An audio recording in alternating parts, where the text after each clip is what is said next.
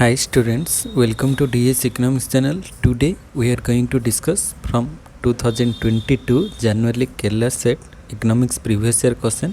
This is your part number 1. In this video we are going to discuss from question number 1 to 40. So those who come for the first time, please subscribe to this channel, and those who don't watch the previous videos, you can watch in the playlist. I have given the link of the playlist in the description box, so you can watch all the previous Kerala set previous year question. So let's start the video. This is your first question number 1. In Pessiniti's model of growth, the interplay among which of the variables is crucial? Labor growth, profit rate saving, or propensity to save by the capitalist, rate of investment and distribution of income, or interest rate, public investment and economic growth, or saving of workers, investment, technology and profit rate. So what is Pessiniti model? Mainly Pessiniti model focus on how income distribution between different classes like capitalist or worker classes, bourgeoisie proletariat affects economic growth, particularly emphasizing the role of the capitalist propensity to save and propensity to invest. So here, according to Pessiniti model, the growth, the interplay among the variables which is crucial, that is propensity to save and propensity to save by the capitalist, rate of investment and distribution of income. This is very important according to the Pessiniti model of growth. So according to Pessiniti model, it focuses how income distribution become different classes affect economic growth, particularly emphasizing the role of capitalist propensity to save and propensity to invest. So option B is right. Then this is a matching question, list 1 and list 2. List 1 is managerial theories of firm and list 2 is contributors. So first, managerial discretion theory, behavioral model, sales revenue maximization, managerial enterprise. So we know sales revenue maximization given by Baumol, W.J. Baumol. Then managerial discretion given by Williamson. Then behavioral model, Cried and March given by Cried and March. Then sales revenue maximization, Baumol, and managerial enterprise given by R. Maris. So A3, B4, C1, D2. So this is in the option number 4. Then question number 3, an increase in autonomous spending. So when an autonomous spending increase, what happened? Shift in IS or shift in LM curve to the left or right. So when increase in autonomous spending, generally when autonomous spending increases, aggregate demand which raises equilibrium output and shift the IS curve to the right. When autonomous spending increases, IS curve shift to the right. So here shift the IS curve upward to the right. So IS curve shift to the right. So IS1, IS2. So IS curve shift to the right when autonomous spending increase. So option A is right. Then question number 4. The characteristic features of the new classical economics are: economic agents optimize, market clear, expectation are formed rationally, all of the above. So according to the features of new classical economics features are economic agent optimize, this is right. Then market clearance, then expectation are rationally formed, rational expectation hypothesis. So all of the above are correct according to new classical economics. So D is the right option. Then it is also a matching question, list 1 and list 2. First one, standard deviation, stratified random sampling, coefficient of association, mean greater than mode. So standard deviation, it is measures of dispersion. So here standard deviation indicate measures of dispersion. Then stratified random sampling, it is a probability based sampling. First we divide the groups into different strata, then randomly select the sample. So it is based on probability based sampling. Then coefficient of association related with analysis of attributes. Then when mean greater than mod, when mean greater than median greater than mod, it indicate positively skewed distribution, and when mean less than mod, negatively skewed. Mean greater than mod, positively skewed. Standard deviation, measures of dispersion, stratified random sampling, probability based sampling, coefficient of association, analysis of attributes, and mean greater than mod, positively skewed distribution. A3 B for C2 D1. A3 B for C2 D1, option number D. Then question number 6. A researcher may likely to commit one or more of the specification errors while developing an empirical model, except omission of relevant variables, exclusion of an unnecessary variables, adopting wrong functional form, or errors of measurement. So while including unnecessary variables is not ideal, it is not typically considered a specification error. So the other option like omitting of relevant variables, adopting the wrong functional form, and the errors of measurement are all common specification or error. Here omission of relevant variables, adopting wrong functional form, and error of measurement, these are the common specification error. But option number B, exclusion of an unnecessary variable, it not included in the common specification error. So option B is different from the specification error, so option B is right here. Then question number 7. India's foreign exchange reserve as on 1st August 2021 is approximately what?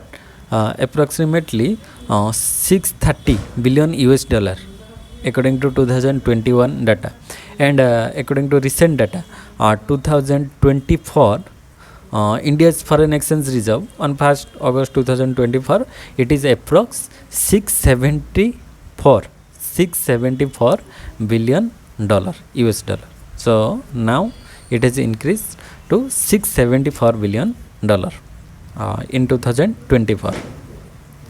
Then question number 8, assertion and reason.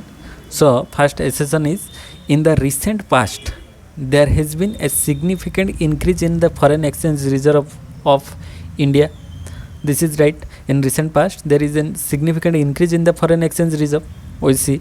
Then the reason is, the new economic policy has provided incentives for foreign direct investment.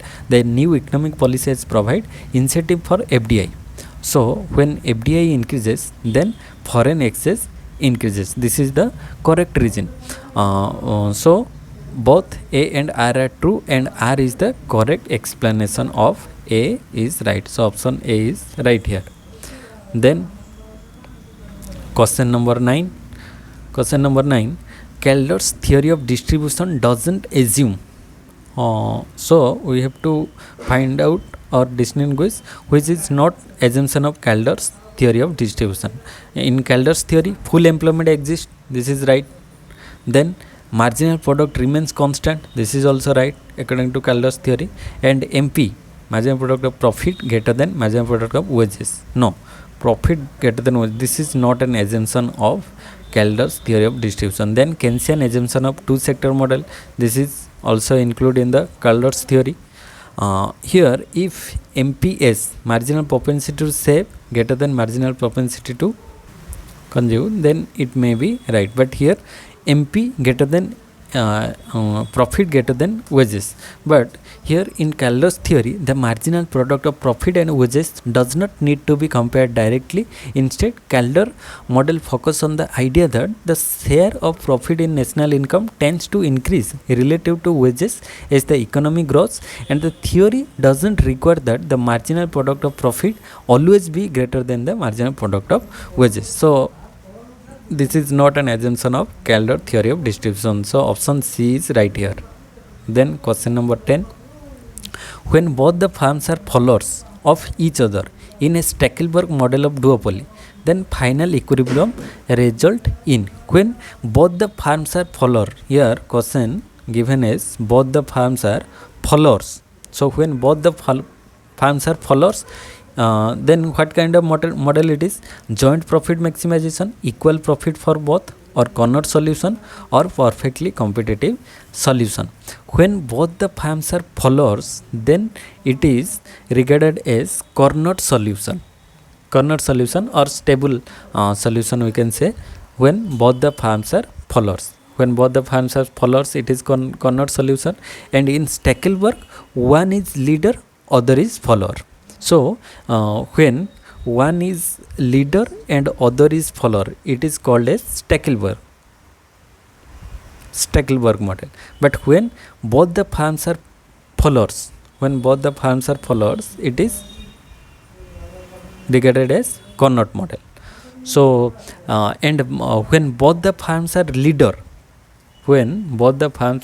leader, it creates disequilibrium in the economy, it creates price war. When both the firms are leader, so either they make collusion or create group, or one firm merge with another, or they get out of the market. So according to price war. So here question asks for both the firms are followers. So when both the firms are follower, it is called as Carnot model. When one is leader, other is follower, it is Stackelberg. And other situation may arise when both are leader, then it create price war between them. So here option C is right. Then question number 11, who among the following suggested the concept inside money and outside money? The concept of inside money and outside money given by Milton Friedman, James Keynes, 𝙁𝙍𝙀𝙀 and James Dusenberry. So here inside money and outside money given by 𝙁𝙁𝙀 and Sahoo. So inside money and outside money, it introduced by 𝙁𝙁𝙀 and Sahoo in their book Money in the Theory of Finance. They published a book called as Money in the Theory of Finance in 1960. They published a book called as Money in the Theory of Finance. In this book, this distinction, they distinguish between inside money and outside money. So what is inside money? Inside money, first one, inside money, it refers to the money that is created within the private sector. Inside money means money created within the private sector, usually through the banking system. So it consists of liabilities issued by private institutions such as bank deposits. Since this money is created as a byproduct of lending, it is called as inside money because it originates from within the private financial system. So the total amount of inside money in an economy depends on the behavior of banks and other financial institutions. So it is called as inside money. Then what is outside money? Outside money, on the other hand, we can say it refers to money that is created by the government or central bank. So it is created by the government, or we can say central bank, government or central bank of a country. So it is called as outside money and exist independently of private sector financial activities. These include currency like paper money or coins and central bank reserves. Outside money, it is not backed by a corresponding liabilities of a private institution. Instead, it is backed by the central authority such as government or central bank. So it is called as outside money. When private sector create money, it is called as inside money, and when government or central bank's money, it is called as outside money. So this concept was given by 𝙁𝙁𝙀 and Sahoo. Then next question number 12, choose the correct statement related to Okun's law. So according to Okun's law, what is the correct statement?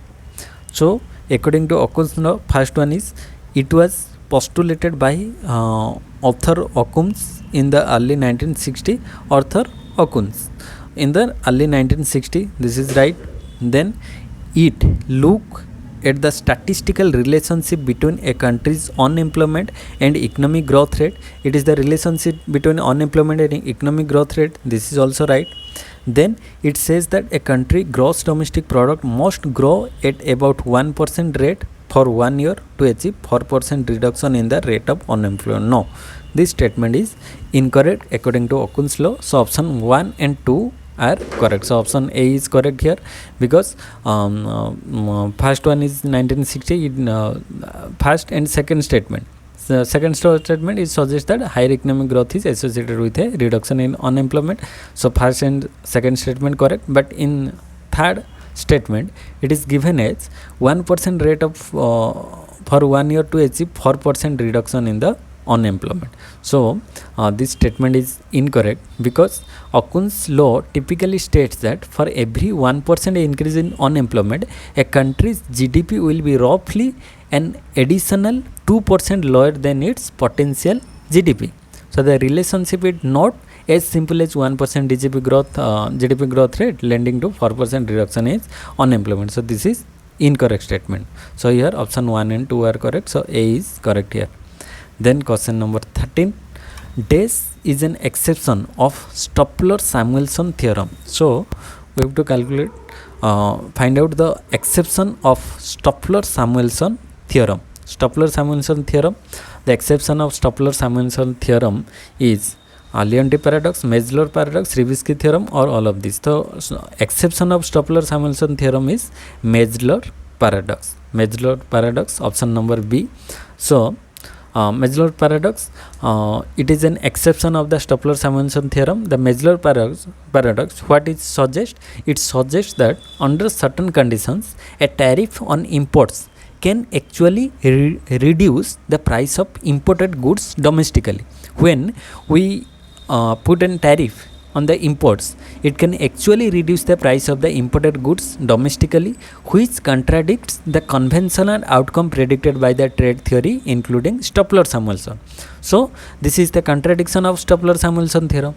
This is why it stands as an exception to the Stopler-Samuelson theorem, which generally predict that tariff benefit the scale factor of production. Stopler-Samuelson says that when we impose tariff, it benefit the scale factor of production. But Maslow's paradox says that when we impose tariff, it reduce the price of imported goods domestically. So it is the opposite concept of Stopler-Samuelson. So Maslow's paradox is the exception of Stopler-Samuelson theorem.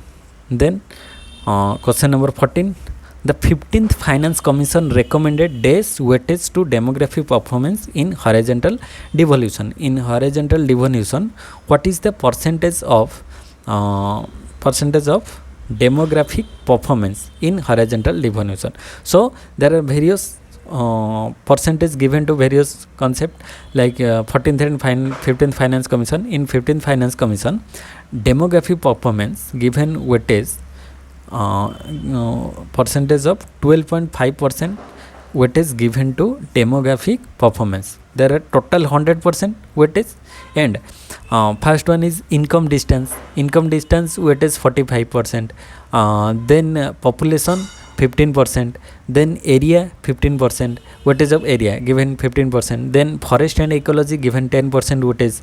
Demographic performance weightage given 12.5%. Then tax effort 2.5%, total 100%. So here demographic performance weightage given as 12.5%. Then question number 15. As sample size increases, what happened when sample size increases? When we can say this is the population. Suppose population is 1000. The total population is 1000. If we take sample size 10, then sampling error may increase. If we take 100 sample, then sample size increase, so it truly represent the population. And when we take 500 population, then it is larger than 100. So when we increase the sample size, then sample error decreases, continuously decrease, because when sampling size increases, it represent the population, it truly represent the population, or we can say it perfectly represent the population's data. So when the sample size increases, sample error decreases. The negative relation between the two. When sample size increases, sample error decreases, and when sample size decreases, sample error may increases. So this is the opposite concept. So option B is right here. Then question number 16. Question number 16. The slope of the marginal efficiency of capital curve is U-shape, inverted U, vertical or downward. So MEC, slope of MEC. MEC slope is downward sloping. Marginal efficiency of capital. MEC slope of the MEC is downward sloping. It may be straight line or just like convex MEC curve. So it is downward sloping MEC curve, because MEC curve it represent marginal efficiency of capital in the y-axis, and in the x-axis we can take investment. So this shows the opposite relation between MEC and investment. When investment is low, MEC is high, and when MEC decreases, investment rises. So this is slope downward. Slope of MEC is downward sloping. Then question number 17. Match of the following: property tax, custom and excise duty, value of the property, weight of the commodity. Property tax, specific ad valorem, direct or indirect. First one is property. So property tax, it is a not specific ad valorem, it is a direct tax, because it levy on the person whose property is higher. So when property is high, then tax is also high. So according to the property, the tax levy or tax imposed. So it is a direct tax on the property. Then custom and excise duty. Custom and excise duty, these are tax on the goods, so it is indirect tax. Then value of the property. When value of the property, tax on the value of the property, it is regarded as ad valorem, means according to the value of the property, tax imposed. Then weight of the commodity, according to the weight, particular weight of the commodity, tax imposes. Suppose 1 kg, 2 kg, 3 kg, different weight, on different weight tax is different. So it is called as specific tax, because on specific weight tax can impose on the specific weight. So first, property tax is a direct tax, custom and excise duty is a indirect tax, value of the property, it is included in ad valorem tax, then weight of the commodity, it included in specific duty. A3 B for C2 D1. A3 B for C2 D1, option number B. Then question number 18. Golden age model of economic growth is associated. Golden age of capital accumulation given by Joan Robinson. So golden age concept given by Mrs. Joan Robinson. So option A is right. Then question number 19. The opinion of Musgrave, the device of compensatory financing is adopted.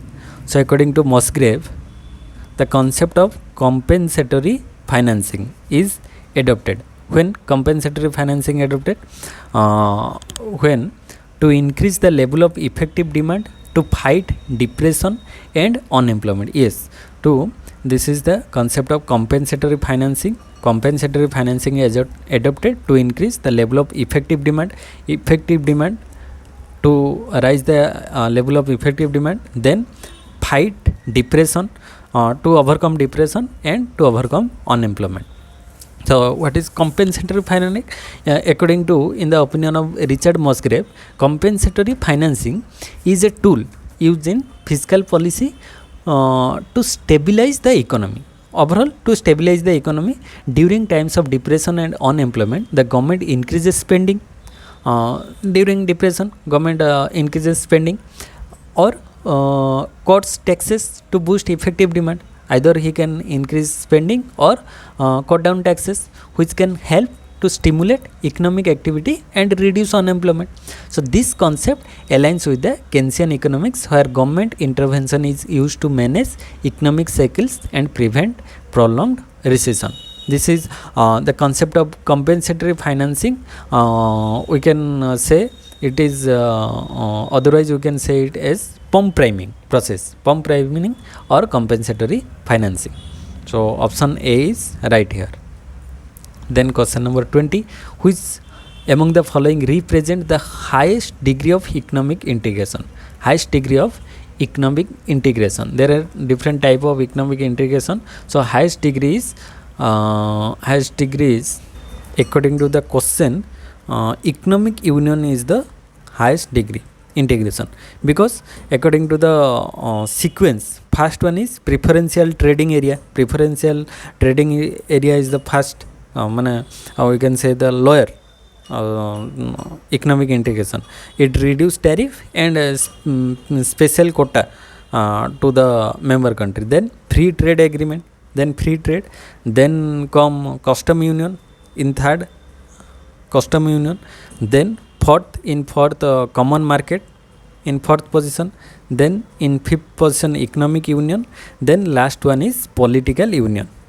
So last one is political union in the sixth number. So here the highest degree is political union, then economic union, but in the given question highest union is in the option number C, economic union. Question number 21, choose the factor influencing the value of the rate of effective protection. Value of the rate of effective protection. Nominal tariff rate on the input, nominal tariff rate on the final commodity, or ratio of the value of the imported input to the value of the final commodity. We have to choose what are the factors influencing the value of the rate of effective protection. So first one is nominal tariff rate on the important input. So this is directly affect the cost of imputed inputs, which influence the effective protection given to the domestic producer of final goods. This is correct. Then second one is nominal tariff rate on the final commodity. This affect the price of the final product and thus impact the effective protection rate. This is also right. Then third one is ratio of the value of the imported input to the value of the final commodity. This ratio, it determines the degree to which the protection of input versus the final product influence overall effective protection. So this is also right according to the rate of effective protection. So all of the above are true. Option number D, 21D. Then 22, match the following: Lieberstein, Rosenstein, Rodan, Hitzman, Lenson. So Lieberstein given the concept of critical minimum effort thesis, Rodan given big push theory, Hitzman Ullman's growth theory, then Lenson low level of equilibrium trap. A3 B1 C for D2. A3 B1 C for D2. Option number A. Lieberstein critical minimum effort, Rosenstein Rodan big push theory, Hitzman unbalanced growth, Lenson low level equilibrium trap. Then question number 23, identify the necessary condition for price discrimination. So what are the necessary condition of price discrimination? First one is existence of monopoly. This is right, because a firm must have some control over prices, which is typically found in a monopolist or monopolistic competition scenario. So price discrimination found in the monopoly. Then second one is different elasticity of demand. Yes, different groups of consumer must have different price sensitive or elasticity of demand, allowing the monopolist to charge different prices to different groups. So different elasticity of demand, when different elasticity of demand in different market found, then price discrimination arises. Then third one is separation of market. So different market, in different market price discrimination arises in different market. The firm must be able to prevent consumers from switching between markets, that is geographic, demographic separation. So separation of market, we find price discrimination. Then no contact between buyers. Yes, this is also a reason for price discrimination, because buyers are cannot contact between them.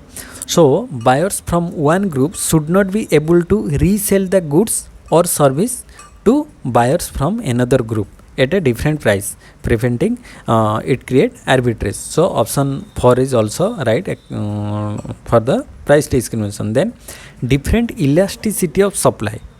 No, it is not correct, because when different elasticity of demand arises, then price discrimination happen. But when different elasticity of supply, it cannot create a price discrimination.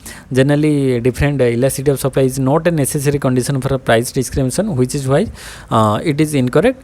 and price discrimination generally focus on demand side difference, not supply side elasticity. So option 5 is incorrect. 1, 2, 3, 4.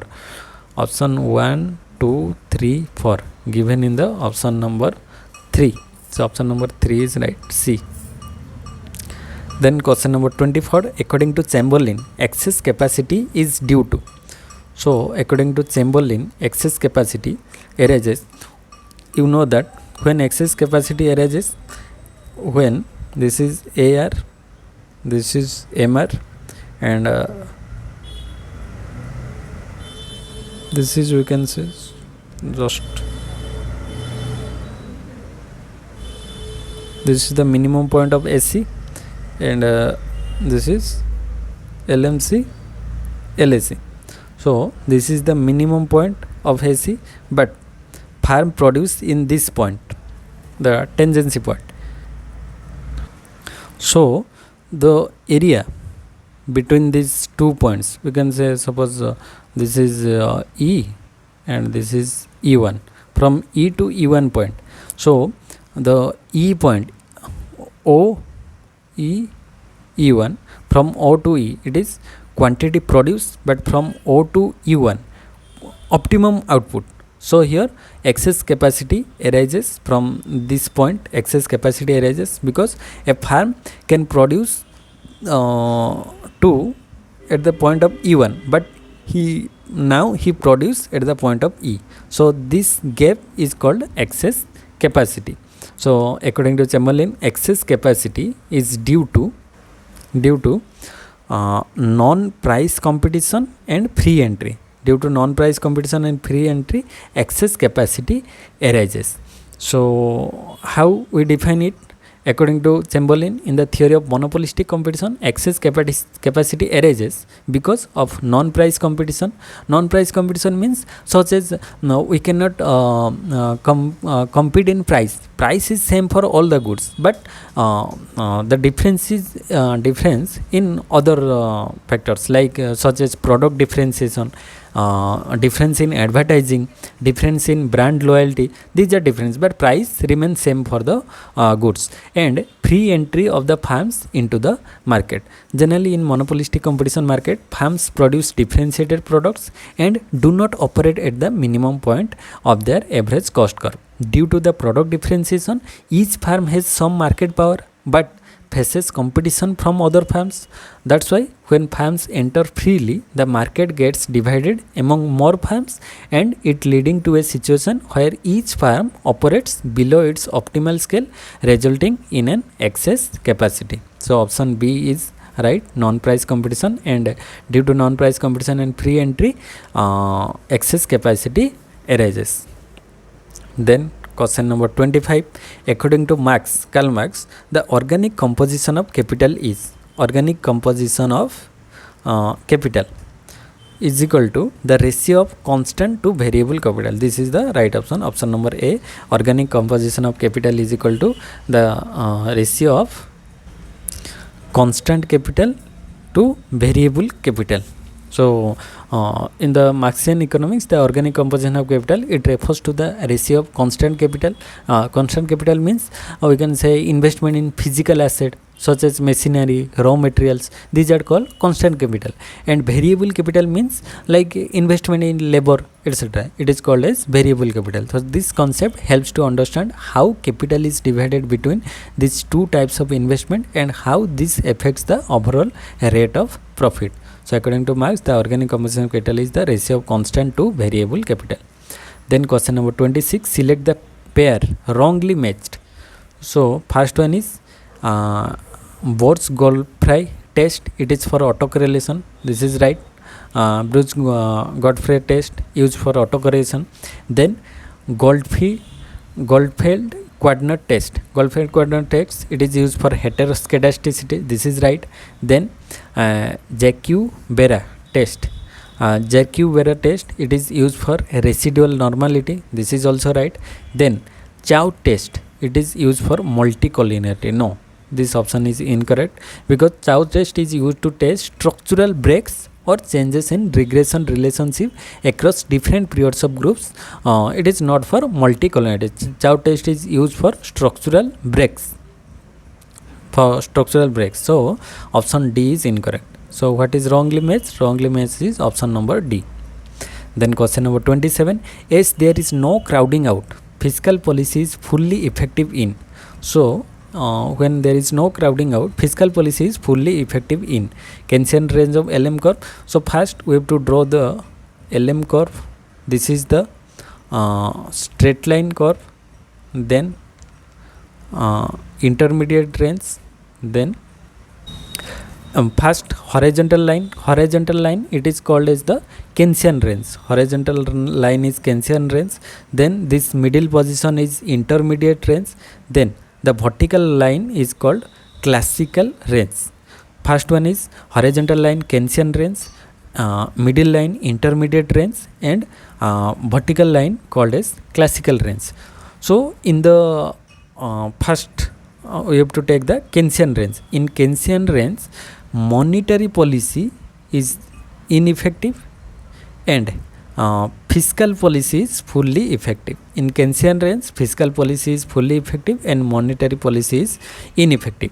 And in comparison to Keynesian range, in classical range, it is just reverse. Monetary policy is fully effective and fiscal policy is ineffective. So in Keynesian range, fiscal policy is effective.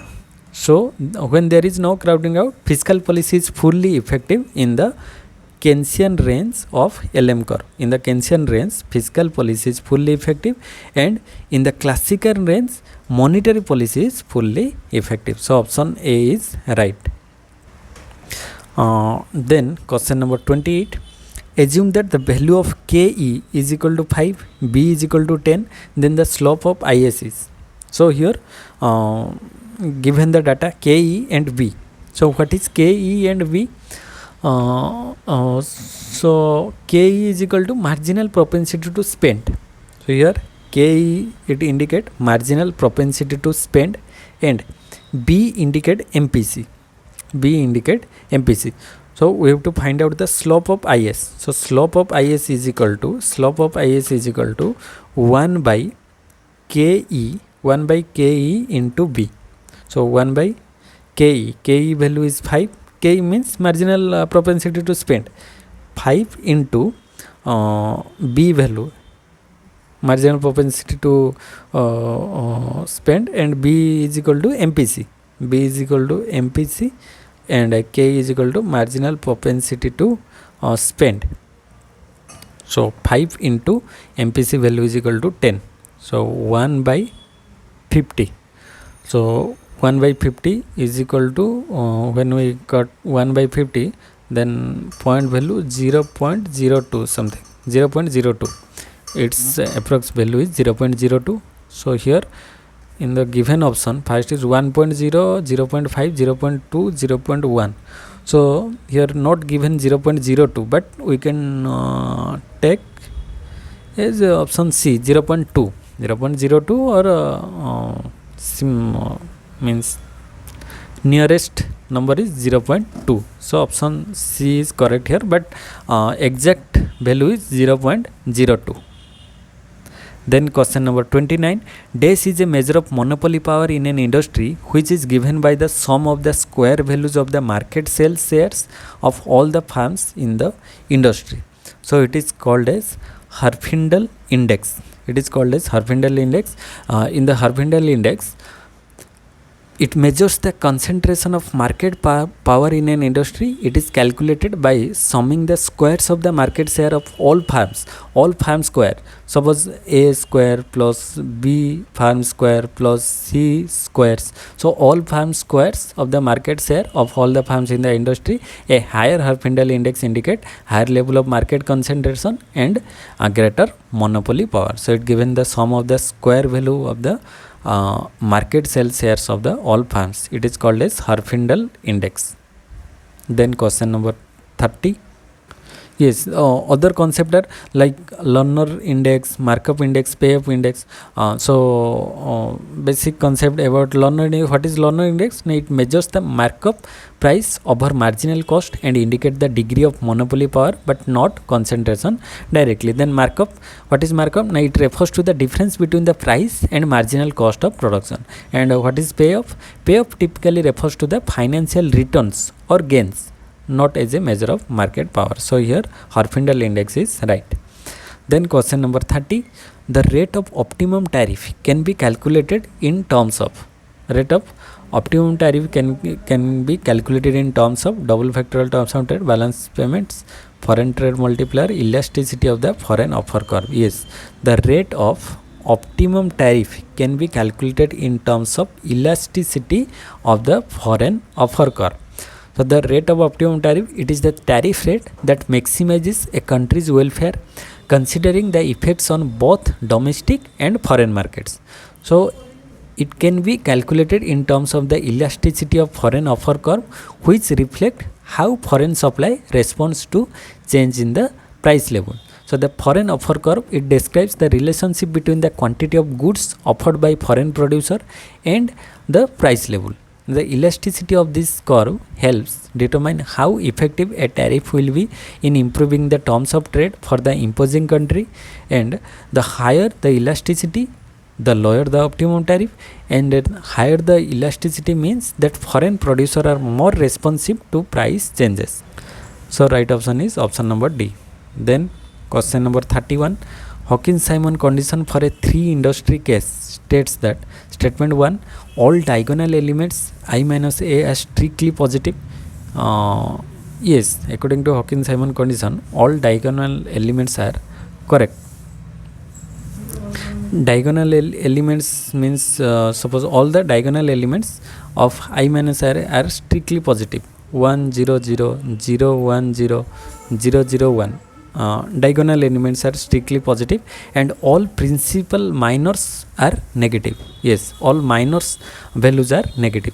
Diagonal value are positive and principal minors value of I minus A are negative. These two statements according to Hawkins-Simon condition are so no, all principal minors value are negative. No, all principal minor value are also positive. First is all diagonal elements are strictly positive and principal minor, when we find the value of minor, then it is also positive. So only one is correct. All elements are strictly positive, only one is correct. Then question number 32, personal income equal to personal income, it is a direct question. Personal income is equal to national income minus social security contribution minus corporate income taxes minus undistributed corporate profit plus transfer payments. So this is the correct sequence according to the personal income concept. Then question number 33, which among the following canons was not suggested by Adam Smith? Canon of equality, canon of economy, canon of certainty, not canon of elasticity. Adam Smith given the concept of canon of equity, economy, certainty and canon of convenience. Canon of convenience for concept, but canon of elasticity is not included in the Adam Smith canon.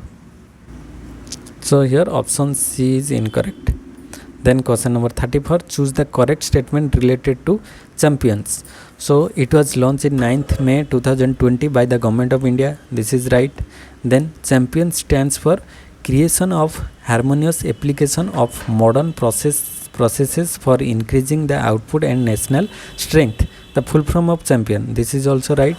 Then it is a platform that facilitates a single window solution for all the needs of the MSME, medium, small and micro, small and medium enterprises. So all of the above are right according to the concept of champion. Then question number 35, choose the correct statement. First statement is, in the long run there is no trade-off between inflation and unemployment. So in the long run there is no trade-off between inflation and unemployment, because in the long run the Phillips curve is vertical. In the short run there is a trade-off between inflation and unemployment. so it is downward sloping, but in the long run the shape of Phillips curve is vertical, so it is right.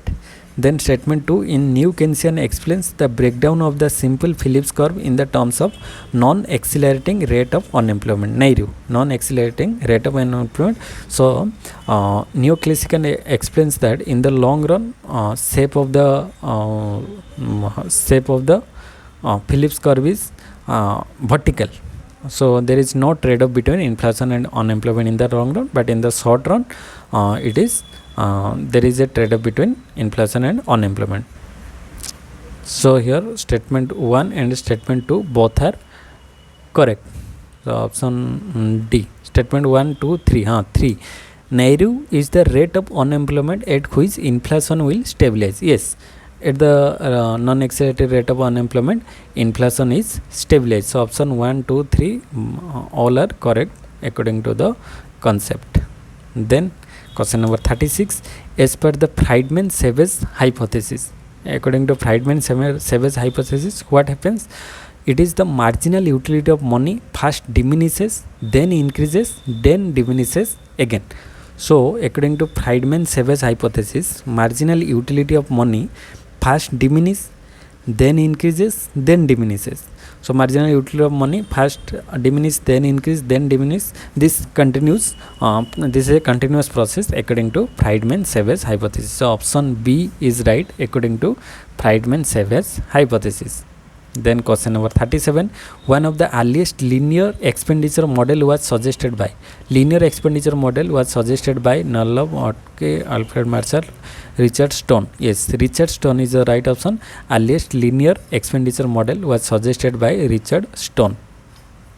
Then question number 38, the classical economists are the view that saving and investment are.